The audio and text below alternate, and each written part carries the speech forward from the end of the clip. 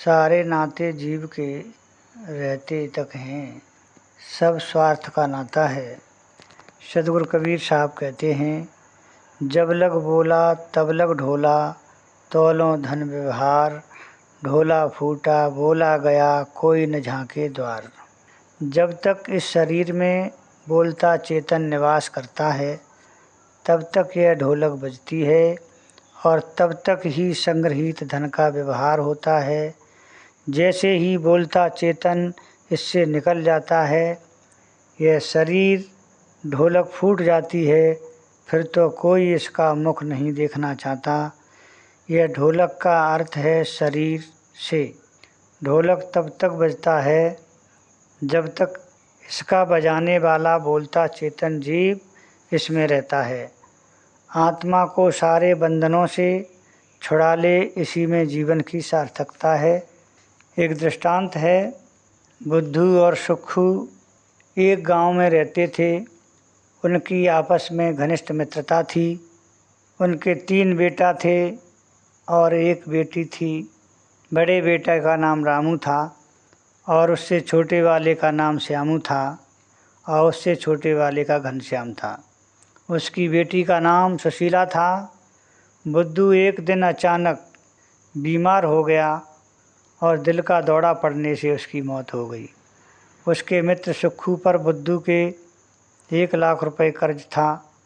उसने सोचा यह बहुत बड़ा अनर्थ हो गया, क्योंकि बुद्धू के मरने से पहले मैंने पैसे नहीं दे पाए। अंतिम समय हमारे मित्र बुद्धू ने क्या क्या सोचा होगा।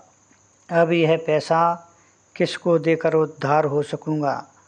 पैसा लेकर पहुँचा और बुद्धू के घर पर सभी रिश्तेदार, परिवारीजन और गांव वाले एकत्र थे। उसने बुद्धू के बच्चों की परीक्षा लेते हुए कहा।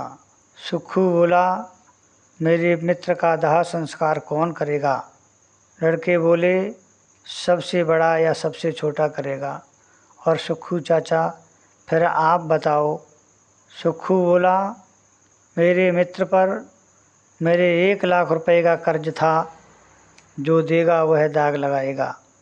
रामू श्यामू बोले, चाचा आप तो जानते ही हैं, मैं शादी के बाद अलग रहता था, मैं कर्ज का हकदार नहीं हूँ। तीनों का एक ही उत्तर था। सुक्खू ने कहा, ठीक है, मैं अपने मित्र को अपने घर ले जाता हूँ, मेरा कर्ज पट जाएगा।